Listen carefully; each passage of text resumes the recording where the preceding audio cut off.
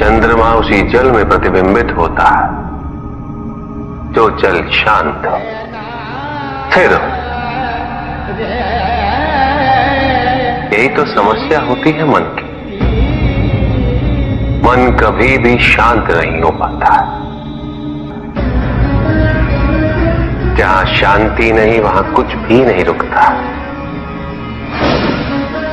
समुद्र की लहरों की भांति विचारों का उपद्रव मन को निरंतर स्थिर रखता। कुछ भी सुनने और समझने के लिए मन का मौन रहना आवश्यक है, किंतु मन मौन रहना नहीं जानता।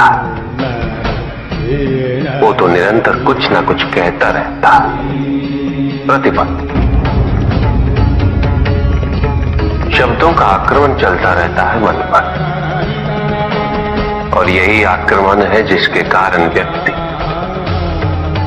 कभी भी शब्दों के परे नहीं जा पाता। जहां जीवन की सत्यता का बोध उसकी प्रतीक्षा कर रहा होता है।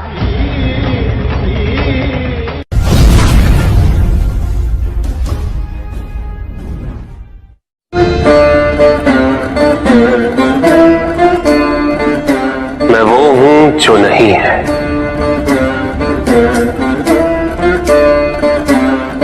जो नहीं है वो मैं हूं।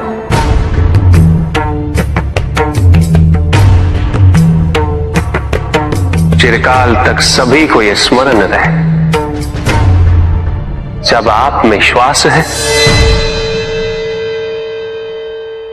तो मैं आप में हूं। देव देव महादेव शिवा, देव देव। और जिस क्षण आप में श्वास नहीं तब आप मुझ पे हैं। देव शिवा, देव देव महादेव।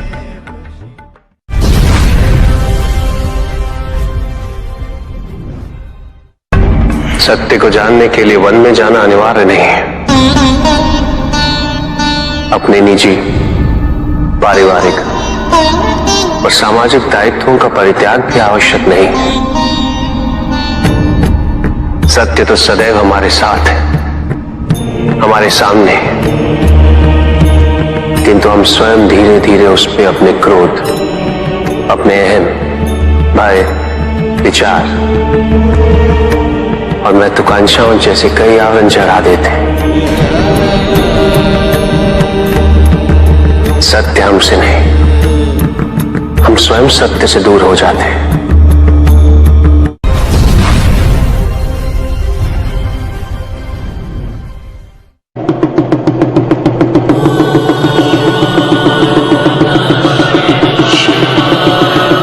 जहां न अमृत, न विष, न सुख, न दुख, न स्वर्ग, न नरक, वही परम आनंद है।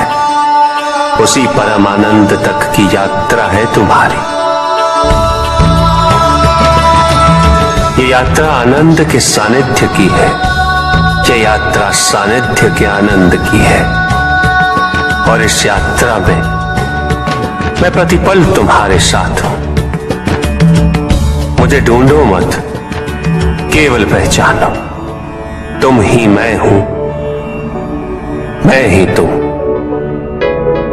हर आरंभ का मैं ही अंत हूं, और हर अंत सदैव मेरा ही आरंभ होगा। देव देव महादेव शिवा, देव देव महादेव शिवा। तुम्हारे साथ छल तुम्हारी अपनी इच्छाओं ने किया है, तुम्हारे हट ने किया है, तुम्हारी अपनी सोच ने किया है। ये रहस्य नहीं कि प्रत्येक आत्मा मुक्ति की इच्छुक होती है। जो मरता है वो है पंचभूतों से निर्मित शरीर।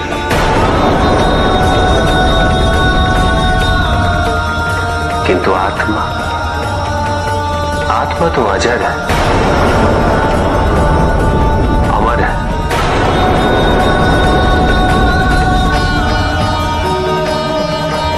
जिसकी यात्रा मोक्ष पर संपूर्ण होगी।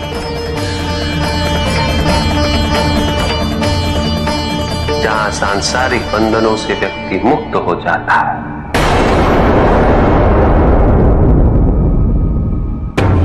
सारी इच्छाएं लुप्त हो जाती। किंतु तुमने तो कभी सत्य की खोज ही नहीं की। तुम तो सदैव उन तत्वों को ढूंढते रहे जो तुम्हारे अहंकार के पोषण हेतु आवश्यक थे।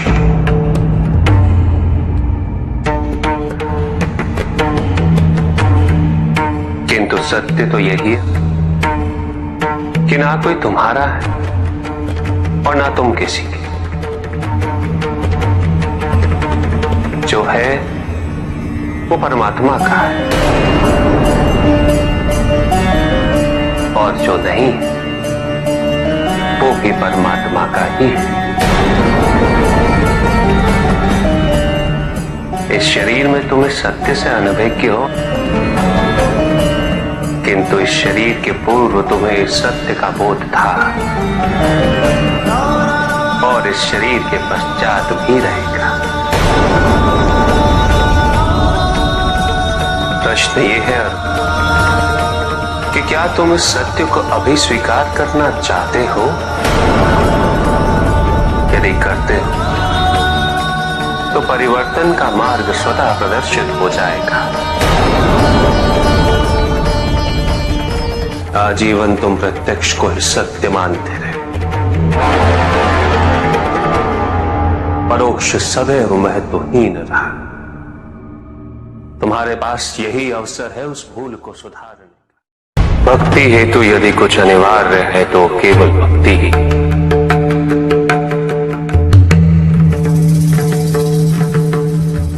किंतु प्रश्न ये है कि क्या आपकी भक्ति संपूर्ण है? विश्वास और भ्रम के बीच की रेखा अत्यंत महीन होती है।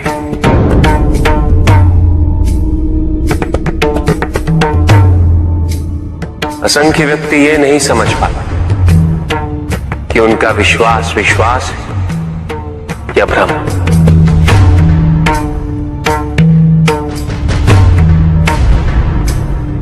मुझ तक पहुंचने के लिए किसी और की आराधना अनिवार्य नहीं। मेरे सच्चे भक्त तो मुझे किसी भी रूप में पूज सकते, किसी भी रूप में प्राप्त कर सकते। ओम नमः शिवाय।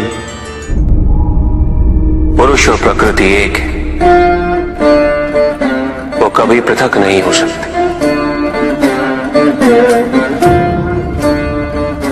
शक्ति शिव के बिना अधूरी है,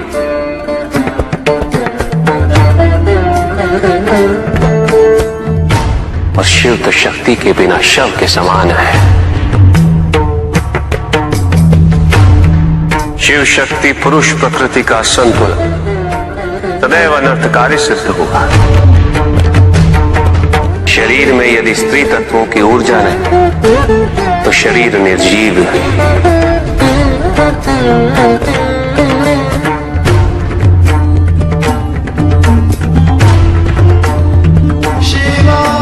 शक्ति और शिव के संपूर्ण रहस्यों को समझ लेना भक्ति, ज्ञान और तपस्या की पराकाष्ठा है।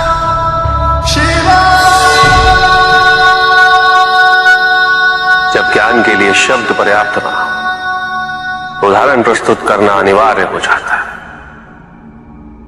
केवल आपके लिए ही नहीं,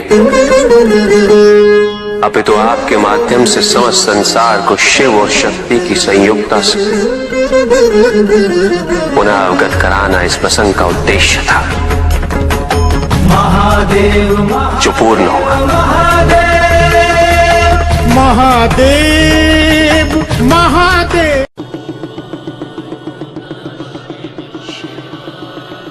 जहां न अमृत न विष, न सुख न दुख, ना स्वर्ग ना नरक, वही परम आनंद है। उसी परम आनंद तक की यात्रा है तुम्हारी। ये यात्रा आनंद के सानिध्य की है। ये यात्रा सानिध्य के आनंद की है। और इस यात्रा में मैं प्रतिपल तुम्हारे साथ हूं। मुझे ढूंढो मत, केवल पहचानो तुम ही मैं हूं, मैं ही तुम। हर आरंभ का मैं ही अंत हूं और हर अंत सदैव मेरा ही आरंभ होगा। देव देव महादेव शिव। पंडित महोदय को अपने अंतिम उत्तर का तात्पर्य बताओ।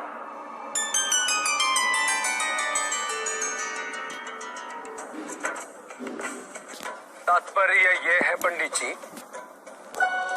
इस जगत में 1 गुण, 2 गुण, 3 गुण, 5 गुण, ये सारे आरोपण मानव का मस्तिष्क करता है।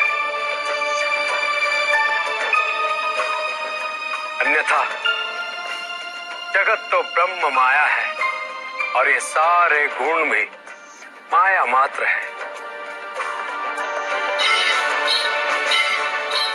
सब कुछ निर्गुण है मेरे महादेव की भांति।